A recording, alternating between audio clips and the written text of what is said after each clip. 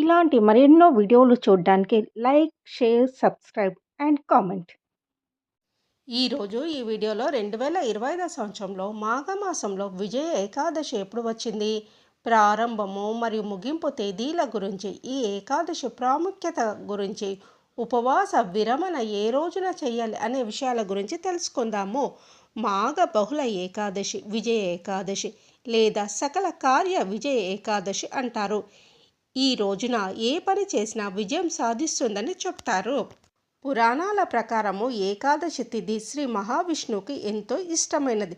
ముఖ్యంగా ఏకాదశి రోజున ఉపవాసం చేస్తే పుణ్యం వస్తుంది. అంతేకాకుండా తెలిసి తెలియక చేసిన పాపాలన్నీ కూడా తుడిచి పెట్టుకుపోతాయని పండితులు చెప్తూ ఉన్నారు.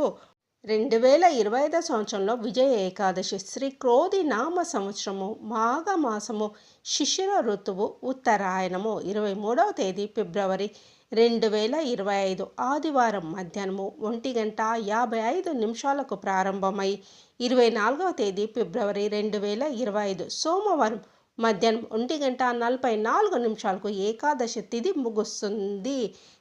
24వ తేదీన ఏకాదశి తిథి ఉదయం ఉన్నందున 24వ తేదీన ఏకాదశి వ్రతాన్ని ఆచరించాలి.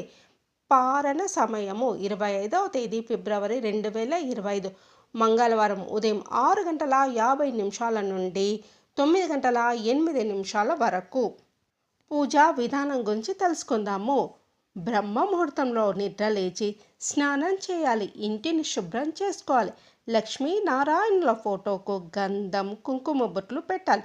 ఒకవేళ లక్ష్మీనారాయణుల ఫోటో లేకపోతే రాముడు, కృష్ణుడు, నరసింహస్వామి ఇలా విష్ణు సంబంధమైన ఫోటో తీసుకొని దానికి గంధం, కుంకుమ బొట్లు పెట్టాలి. ఫోటో ఎదురుగా వెండి ప్రమిద పెట్టి అందులో ఆవు నెయ్యి లేదా నువ్వుల నూనె పోసి 3 ఒత్తులు విడిగా వేసి దీపం వెలిగించాలి.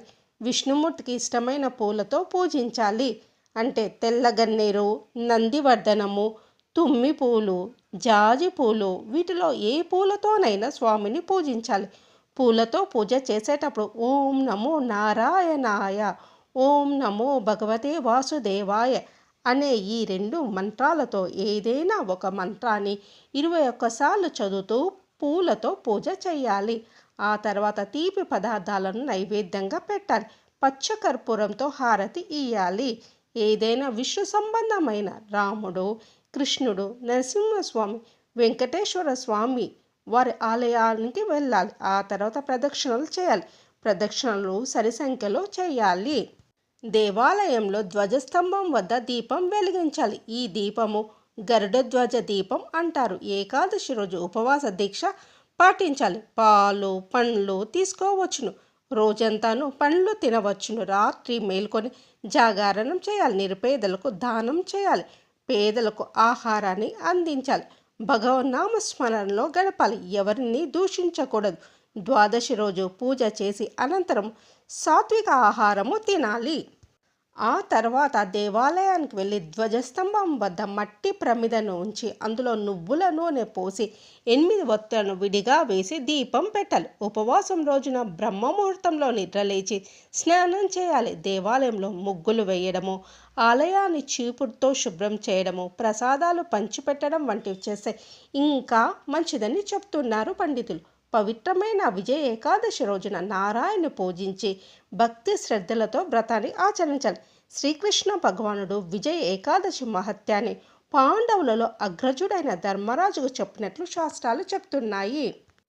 విజయ ఏకాదశి వ్రత కథ గురించి తెలుసుకుందాము.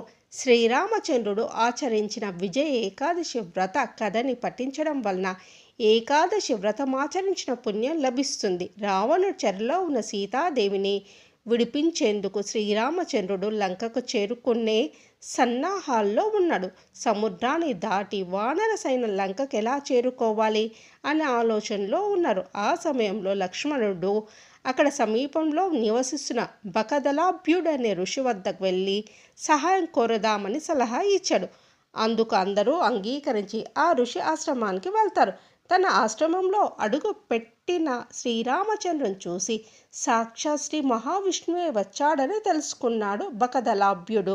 అయినప్పటికీ రావణుని జయించి విజయం సిద్ధించాలంటే విజయ ఏకాదశి రోజు ఉపవాస దీక్ష చేస్తే విజయం ప్రాప్తిస్తుందని తన బాధ్యతగా సూచన చేశాడు. అప్పుడు శ్రీరామచంద్రుడు విజయ ఏకాదశి వ్రతం ఆచరించాడు. ఆ తర్వాత సేతువును నిర్మించి వానలతో సహా లంక చేరుకొని రావణ్ణు జయించి సీతాదేవిని తిరిగి తీసుకొచ్చాడు. విజయ ఏకాదశి వ్రత ఫలం వల్లే విజయం సిద్ధించిందని చెప్తారు. ఈ వ్రతం గొప్పదనం గురించి స్కంద పురాణము, రామాయణంలో ప్రస్తావించారు. విజయ ఏకాదశి రోజు ఉపవాస నియమాలు పాటించినా లేకున్నా, ఈ వ్రత కథ విన్నా చదివినా కోరిన కోరికలు నెరవేరి సర్వకార్యాలలోనూ విజయం సాధిస్తారు. శ్రీరామచంద్రుడు ఆచరించిన ఈ వ్రతాన్ని ఆ తర్వాత కాలంలో చాలామంది మహారాజులు ఆచరించి యుద్ధంలో విజయం సాధించారు.